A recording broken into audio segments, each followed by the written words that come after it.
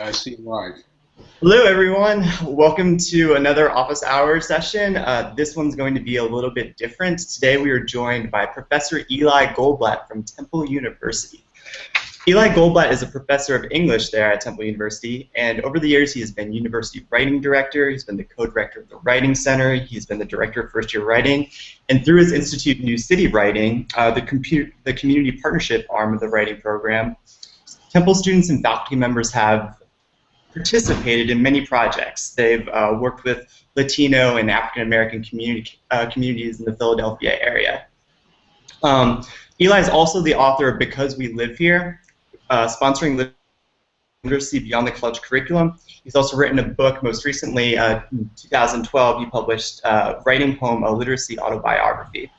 He's also written books of poetry, including sessions 1 through 62, Speech Acts and Without a Trace, and he's also written children's books, including Leo Loves Round and Lisa and the Moon Sheep from Carpenter House in 1990. Eli, thank you so much for being here with us today. Truly my pleasure, Mike. And it's nice to see everybody here, and hello to everybody out in all kinds of places. Yeah, Eli, thank you. We really are pleased that you're able to join us because your work there at Temple University in the Philadelphia area aligns so wonderfully with the work that we're asking the participants in Writing 2 to undertake themselves. We're asking them to engage as writers with causes, and we also ask them to construct a literacy narrative, which, as Michael just noted, you've also written yourself. And so I think if we could maybe ask you to start by talking about your writing and your poetry, which I know is a great interest of yours and something that I think might leverage us into a really productive conversation today. Okay. Well, thanks, Kay. And I was really struck by a question that someone sent fairly recently about this issue of the making of the public self versus making of the personal or private self. And I sent the group a poem by Ted Refke called "The Waking." It's one of his most famous poems. And the first, let me just read you a few of the first few lines, because I think it has much to do with what we're talking about today. The poem goes, "I wake to sleep and take my waking slow. I feel my fate in what I cannot fear. I learn by going where I have to go. We think by feeling. What is there to know? I hear my being dance from ear to ear. I wake to sleep and take my waking slow." Now the poem goes on from there, but I want to just linger on those first 6 lines. I would argue that there is no personal self that is divorced from the public self. Now, part of the problem is thinking about things in. If we're better off thinking about things in a spectrum rather than in discrete compartments, and we're also better off thinking about, as Retke says, a kind of existence which is constantly coming into being. The dance, I hear my being dance from ear to ear. I wake to sleep and take my waking slow. So and then he says, I learn by going where I have to go. And that line has 2 emphases. I learn by going where I have to go, that is where I must go, and I learn by going where I have, or what possibilities there are to go to. And so what does that have to do with writing a literacy narrative? Well, you can write a literacy narrative at age 6, and you can write it at 15, and you can write it at 35, and you can write it at 60 or beyond. And in a certain way, the nature of literacy is that you're always writing the narrative about it. Right? Because every book you read, you're reading yourself into it, and every time you write, there's something of yourself, even in the most distanced and obligatory kind of writing. You're always shaping. What does James Britton say? He talks about shaping at the point of utterance, right? And writing does that to some extent better than reading than speaking, simply because in writing you can sit back and say, oh, I just said that, right?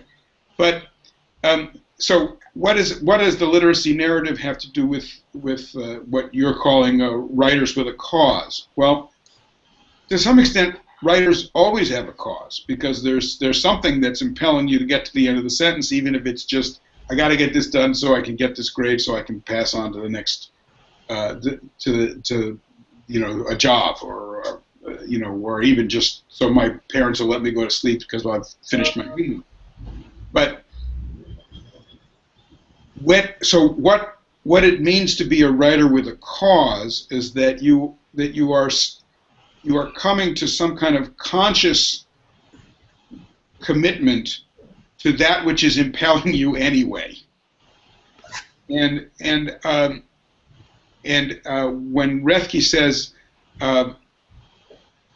I feel my fate in what I cannot fear, that's part of the becoming too, because often the things we fear prevent us from either acting or speaking or even thinking. But as you come into the light of understanding that you maybe don't have to fear as much as you thought you did, then you're freed up to speak and you're freed up to act.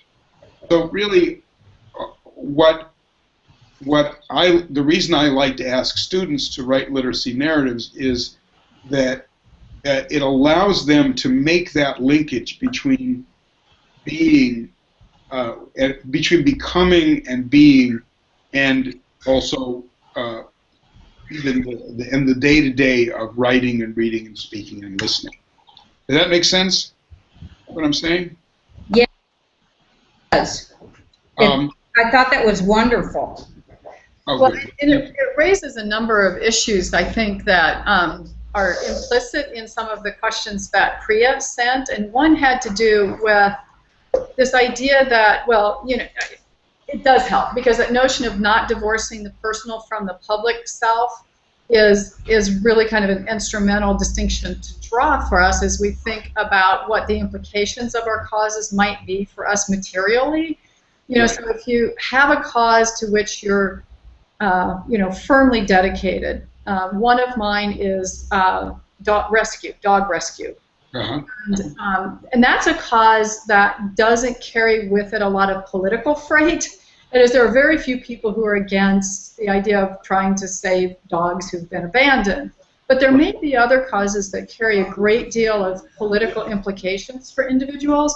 And so I know Priya was curious about, how do you kind of balance your advocacy with the potential implications of what that advocacy might have for you. And so this notion of facing your fears from the Rhetorical poem and saying, how do I sort of engage that and step forward, right, knowing where I have to go and stepping forward, kind of with that in mind and acknowledging that, but still feeling the impulse of the cause to move you forward.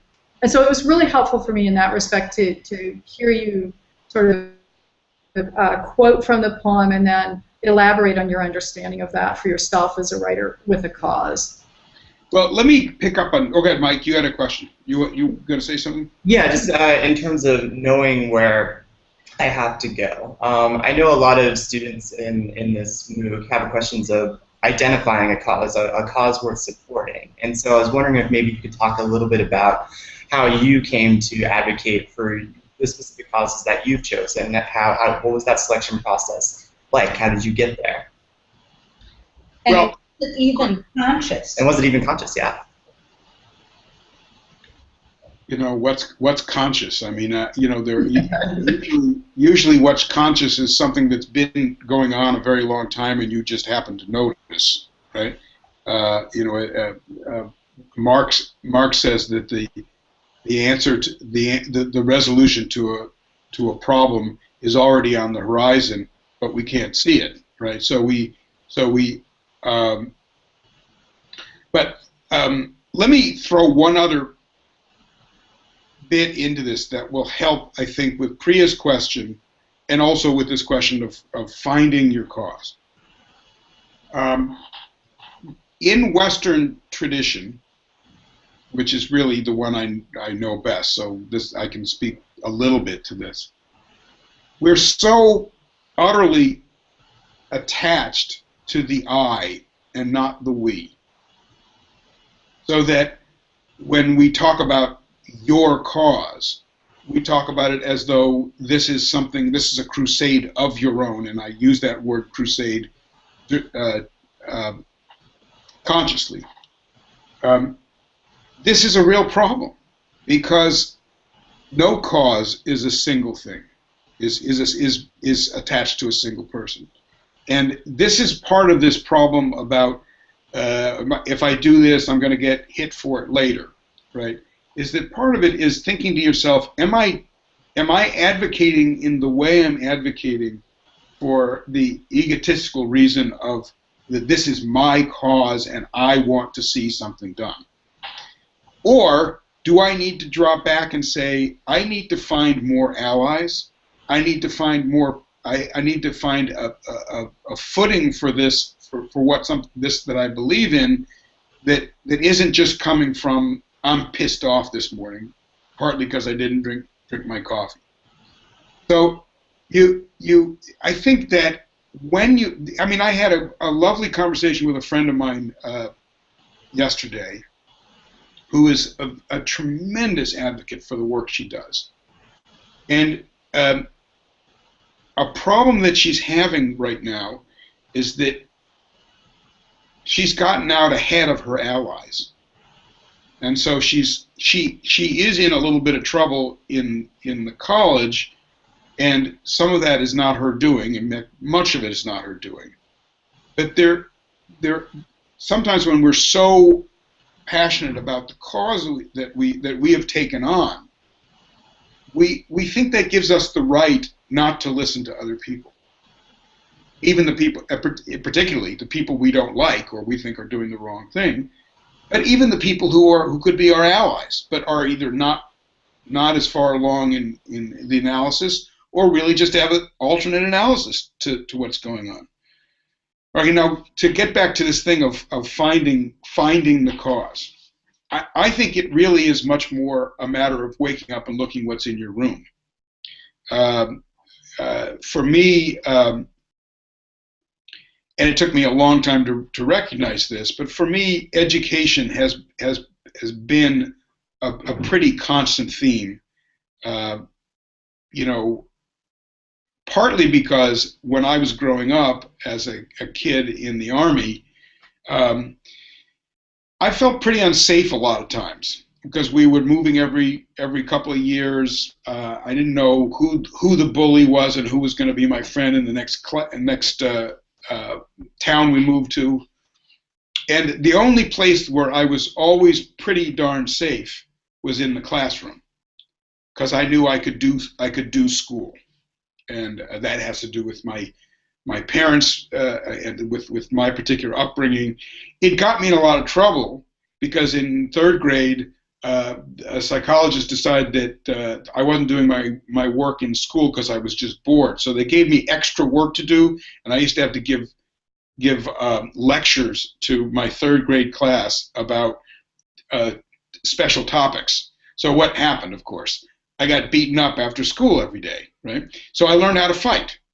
And but I also learned that you can't do anything alone. That you have, that even in my third grade self, I kind of got that why they'd be mad at me, because I was being a something that you probably can't say on MOOCs, but and so I began to see I have to make connections with people. So school has always been important to me, and so that right now, what is occupying me so much in Philadelphia is that our school system is almost literally on fire. The schools are burning down as we speak. And I sometimes can't understand how we can go along with everything else we do in our lives with this kind of utter catastrophe happening every day to thousands and thousands of children. Right? So, is this a cause I found? Not particularly. The last thing I really, one of the only institutions in Philadelphia that's more dysfunctional than Temple is the public school system. So why should I want to go from Temple to the public school system to try to work on what's happening? Well, I don't know, but that's what there is in our lives right now. So it's what occurs to me. I mean, somebody else could be fighting for gun control or fighting for having more guns or whatever else they have. But I think you have to look at what is always staring you in the face, and if you need to do something about it, then you get other people to help you think about it and do something about it. And writing is the way to do that. I mean, in many cases, writing is the way to do that. Well, I also hear as part of that coalition building and really working to cultivate allies, which also might involve writing and the Absolutely. employment of rhetoric in creating those coalitions. Yeah. I mean, just yesterday I was talking to a young woman who works at a place that I've done a lot of work with called Treehouse Books. People should look up Treehouse Books. Donate money. But Treehouse is a wonderful after-school program around the block from Temple, and I was on the founding board for Treehouse. And Lauren, who is the program director, was in my office. We were talking about her future and what does she want to develop her professional expertise. What should she do? Should she go to graduate school and so on? And after we were talking a while, I realized, our biggest problem is we need more staff so that Lauren can breathe a little bit. So we got up and walked over to Treehouse, and I helped them. I filled out an inquiry letter to apply for an AmeriCorps volunteer for Treehouse. Now it's going to take us if we go through all the hoops, we wouldn't be able to hire till September. But that's what writing is for. It wasn't very much writing. It took me maybe 40 minutes to fill out this form, and then we'll have other stuff to do later if we get to the next stage. But that's the part of seeing that something's going on, recognizing that you have the skills and to apply for things or reach out to people and take that next step.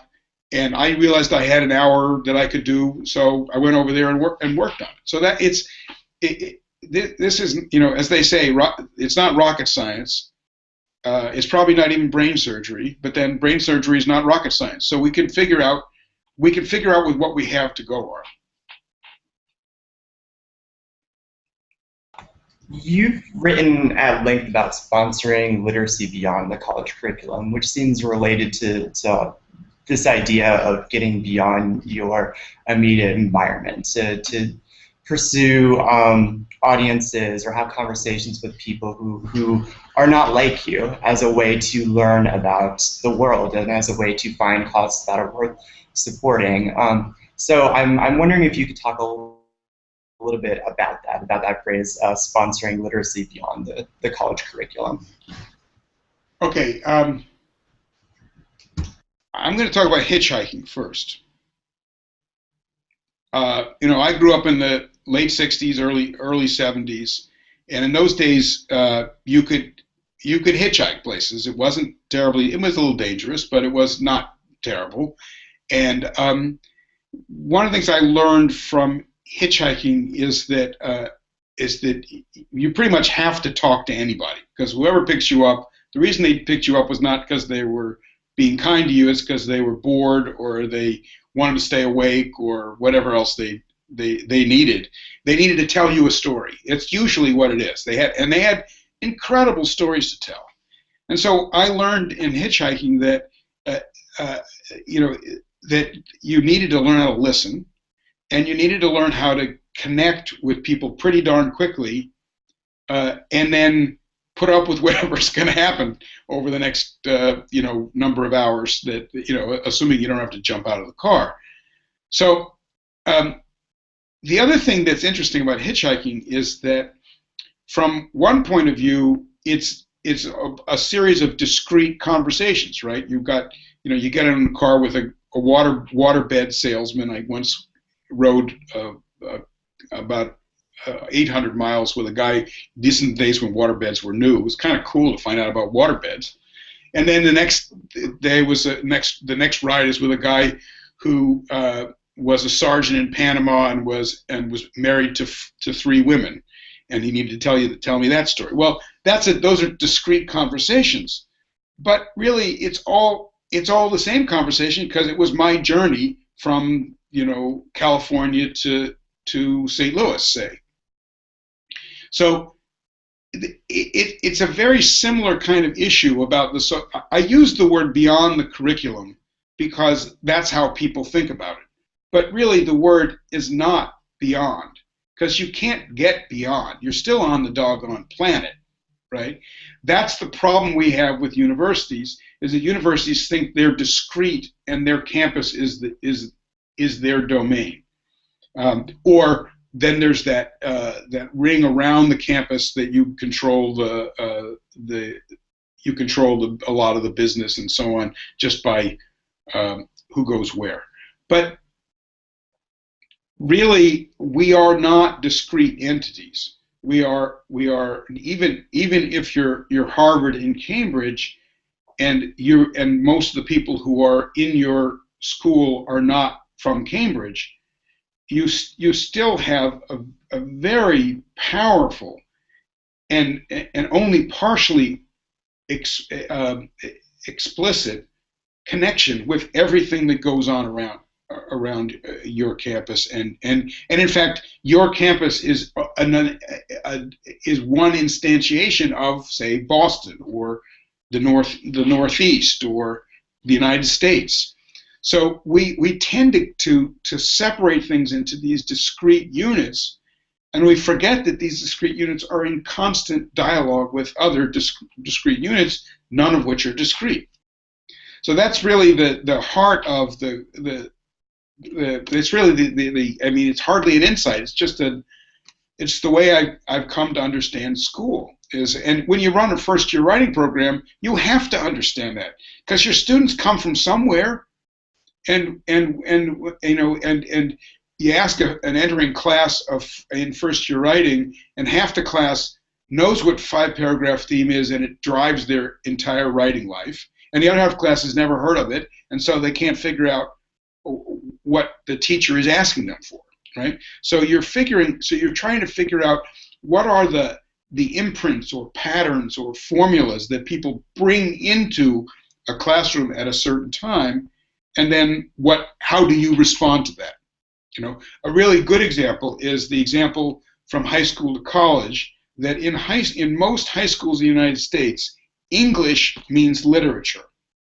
And so when students study English through the 12th grade, even in very fancy suburban schools, they're very proud that they read Chaucer and they read Shakespeare and they read some Beowulf, and their teachers say now they're really prepared for college. And then they go in and nobody ever asks them about Beowulf or Chaucer, because that's not how they learn writing in college. And increasingly, college programs don't even mention literature in their first-year writing classes. So there's a real mismatch there, and that mismatch comes from not paying attention to the fact that people are running through with a continuity, and curriculum are discrete. Curricula are discrete. So, Eli, this makes me think of whether or that there is a disconnect then also between college and sort of the real world writing that people might do. That in the same way that high school students may not come particularly well prepared because of the emphasis in their public schools or their private high schools on literature, I wonder to what extent, and I think this is to what extent that's true of us in our writing programs at the university. And I think is partly what drives our thematic emphasis in writing too, which is to try to take rhetoric and the practices of rhetoric and things like rhetorical appeals and rhetorical strategies, and making them the basis of our course, because we see those as somehow like transferable. That is, if I can understand the rhetorical situation for which I'm writing, whether it's a college writing classroom or the letter that you wrote to AmeriCorps, right, the application that you completed to AmeriCorps, that we can take some of those strategies and principles and apply them in writing outside of the university. So when we step into contexts where we might be advocating for our cause, whether we're writing or speaking or trying to construct those ally relationships, that rhetoric is one of the ways that we can successfully do that. Would that be something that you see as a kind of through line for yourself as a writer and as a community activist and community partner? Yeah, I mean, I think, and you know, our field of composition and rhetoric, where there's been tremendous interest in the last few years in the idea of transfer, right, and the idea of what actually can people take from one course to another, from one level of schooling to another. And my grad class just was reading some work by Kathy Yancey and others on this issue of transfer. You all probably reading some of the same stuff. It's wonderful stuff, and it's really attractive to us. Are we deluding ourselves? Well, we are always deluding ourselves. You know, the thinking that we're going to find what Adrienne Rich used to call what she called a dream of a common language. This is what we like to have. Back in the day, we used to think that literature did that. We used to say, well, everybody needs to read Faulkner, and then they'll be educated, and then they'll be able to do other things. Right now, our belief is that that understanding something about genre and understanding something about some rhetorical approaches is what can be transferred from one place to another. And we have some evidence that that seems to be the case. But I think we always have to recognize that we've thought a lot of things were really the case, and it took us 5 or 10 years to realize we were partially right and partially deluded. So I think we want to pay attention, and this is one of the many things that I'm beholden. We're all beholden to Cindy Self for. Is I love the idea of paying attention, and Cindy has a lovely book that talks about that in relation to technology. I think we have to just remember that a lot of what our job is as educators is helping people learn how to pay attention, and that's what transfers. But how it transfers is a little dicey, or as they say, and my wife and I are very fond of the British term, dodgy. It's a little dodgy, you know. Sometimes it works and sometimes it doesn't.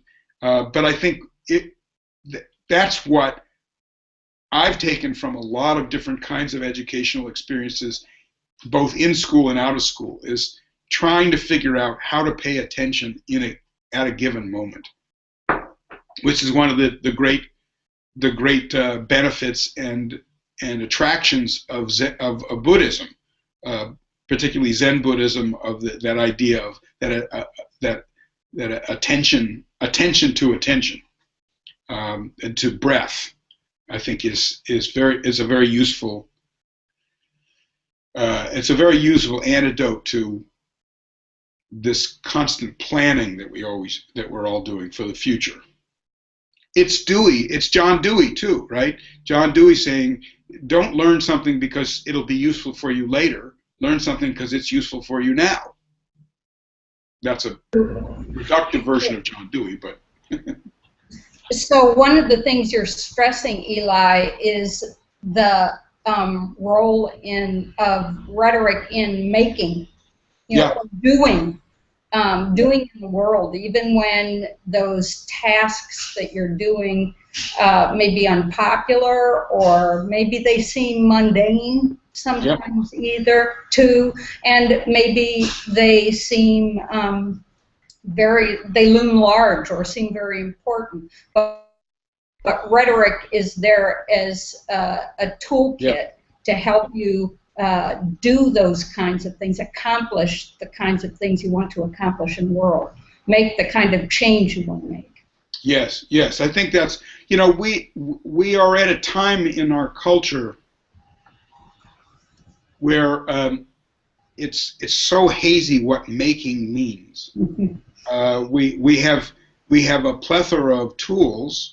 We have an overabundance of tools, but everybody knows a little bit about how to use a few of them, and the emphasis gets to be on how can you learn more about the tools, and not as much on, well, what are you going to make with it, and what's the joy of making.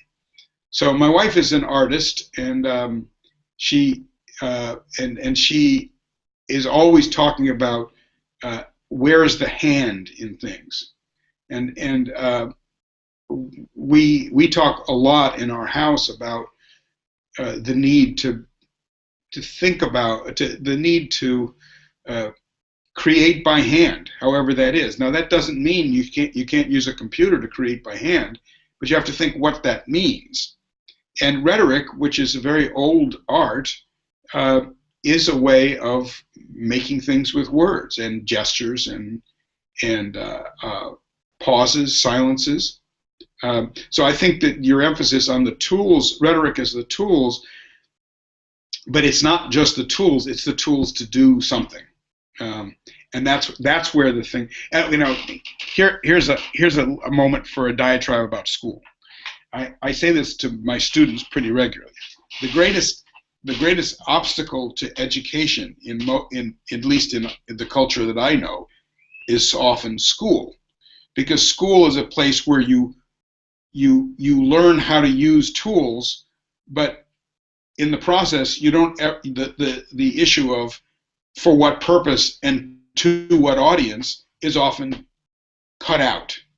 And so there's another thing about causes. It shouldn't be hard to find causes because human beings do that. But school is often a place that says, oh no, leave your cause outside. That's not what we're doing here. The purpose of school is to do school. And that makes it very hard to learn how to write. It's not easy for learning how to read either, but it's really hard for learning how to write, because writing simply becomes another chore, which isn't very different from the punishment that says, I will not talk loudly in class. I will not talk loudly in class. And then you learn how to say I, will, not. And meaning is totally gone from that. And purpose, and a cause is gone from it. The cause is to get finished with it. Scott, I wonder whether there's any point at which you want to perhaps step into the conversation. Scott's I'm sorry. I have an elderly dog who's fidgeting over here, so I had to quiet my microphone so I wouldn't interrupt the conversation. I think that first of all, for once I'm really enjoying sitting back and listening to this conversation. So I've been very kind of absorbed. I think that Eli, one of the things that I found really interesting about reading an earlier work that Mike had sent me that you had written about writing across the curriculum is it really got me thinking about some of the terms that we use in this field when we think about writing outside and across and blurring boundaries, and they all kind of imply that there are those differences and that there are these kind of boundaries. And I'm wondering, I don't know how much experience you've had poking around in MOOCs or actually taking a MOOC, or if this might be the first opportunity you really had to think about this, but one of the things that I am finding fascinating about teaching this course is the second O, the openness of it. And so many of the ways that we talk about crossing things in academia, in many ways, just aren't here. They're just not present. I wonder if you have any thoughts about maybe some of your early experiences looking at our class and what actually MOOCs mean to what some of these some of the things that we're trying to do in education. Wow, that's a great question, and let me just try to answer it. I'm gonna. But let me give a kind of a functional analysis answer first, or almost an activity theory answer. Okay. There's what it feels like inside the MOOC, making the structure and involving the people, but then there's how the MOOC is being used in terms of its place in the system of American education. Mm-hmm. And I think I first came across the idea, and of course got very worried about it, and was fearful that it was going to be the end of first-year writing courses with small numbers of people in a class with a teacher, and that this is what I've called in other places teaching by hand. That there's a great pleasure to having a group of students with a teacher who get to know each other in close quarters over 15 weeks. I mean, I taught high school for 6 years. You get to know, who has a crush on whom, and what their parents are like, and all kinds of stuff that you can't know in distance learning, at least easily. On the other hand, as I got to know it, as I got to know the idea better, I also got to know people who said, well, there are an awful lot of people who don't have access to this kind of education or that kind of education, and this system, which seems so large and seemingly impersonal, can open up other kinds of channels of personal connection that couldn't happen other ways. So, and then something very peculiar happened, which is a former student of mine who I thought very highly of and who was teaching in our program suddenly decides he wants to go into composition and rhetoric and applies to your program and is accepted to work at Ohio State. So suddenly I got somebody, Michael Blancato, who's in your midst working on the MOOCs, and I can't entirely say, well, I don't know why the hell you're doing that. That's the end of the Western culture as we know it. So now, and on top of it, I get this news that people that I really know and respect are working on MOOCs. So I start to say to myself, well, I guess I can't just decide that I can't just delete that email. It has to be something that has something profound in it. So one of the reasons I agreed to do this is because I wanted to see what was up, and I think you all know a great deal more about how this is working, but it does seem that I always think about seeing doors where other people see walls. There's a wonderful little moment in the children's movie Labyrinth, that has David Bowie in it as the bad guy, and there's a scene where the girl, the heroine, is running up and down in this narrow space, and all she can see is the walls, and there's no way to go on in the labyrinth, and she gets and the little puppet appears and shows her that actually there are doors everywhere. She just isn't looking for them. That's often how I feel about education. So if I see the MOOC as another wall, I can't see it as a door, and that's the question you're asking. Yeah, I had an interesting conversation with one of our colleagues, Jonathan Buell. He asked the question. He had seen the acronym written out two ways: massively open online class and massive open online class. And I think that we've always assumed that massive always just talked about the numbers of students. Right. And so that if you are thinking in those terms, our raw data says 20,000 students at least initially expressed interest. So that's a massive number, especially in what we're used to in teaching writing. Right. But if we start thinking about the class being massively open, then suddenly the numbers aren't all that important. They are important, and the numbers are still high. But of course, still in this way that we're teaching it is massively open, whether we have 20,000 or 200 or 20. because of the reasons that students are coming to the class, why they're actually deciding to take the class. They're coming, they're going, they're coming back, they're deciding whether they want a certificate of completion.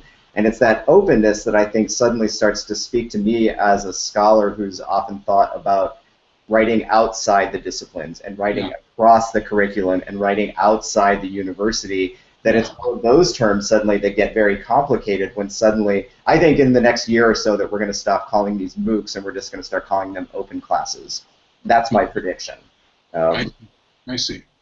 Yeah, that makes a lot of sense. I mean, again, go back to Rhetorical. You learn by going where you have to go and where you have to go, and in some cases we are really being forced to go places that we may or may not like, and they have to do with numbers. In my university now, everything is how many people you have enrolled in the course, and but there's also the other side, which is the possibility side, and I'm not a person who subscribes to the idea of if you have lemons, make lemonade, because I think that can lead to a lot of bad stuff too. But I do think that mostly it can lead to acceptance of things that shouldn't be accepted. But I do think that if you're putting the emphasis on open, and if the idea and the massively is an adverb for the way you're open, I think that's I want to see where that goes. I like to think of the. Just a second. Oh, okay. Okay. Good. I like to think of the massive as massively radical online class. I mean, I think that's one of the things that we're trying hard to accomplish, to start acknowledging that there are many people in this world that can't make it to our brick and mortar institutions, and that is no reason to ignore those people. Yeah. It's all the more reason to invite them in, to learn what we can from them, and to have them learn what they can from us and from each other, and to pass along those rhetorical strategies that will allow them to become better writers and readers of their own prose and others. Yeah. Another thing that I think is radical about this system is that it's very easy to get nostalgic about the way it was, back in the day when we had 15 people in a class, and we could really teach whatever we wanted, and everybody learned so much. We need to be really clear-eyed about what was happening back in the day. And I'm teaching a poetry class. I think it has too many people in it. It's got 21 people. I'd rather have 15. I don't know what's going on inside these people's heads. I see changes in their poetry. I see some people being enthusiastic. I see some people being sad. Some people being resistant. Some people being excited. But I think that the radical thing is recognizing that openness is always very difficult to pull off, and that because the human mind always wants to keep closing things, always wants to keep putting closure on things so that it's easier to package, and commodification happens in everything we do in a system where commodity is the way exchange happens. So whether it's a massively open enrollment, or whether it's a beautiful 13-person class at the University of Pennsylvania, the challenge of openness is always operant in every situation. So I'm interested to see what happens. I mean, I'd like to know more.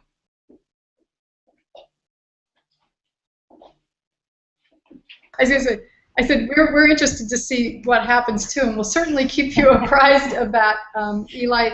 we're at our time, unfortunately, but Okay. thank you so much for joining us. I hope that we have opportunities to continue this conversation when we next see you face to face.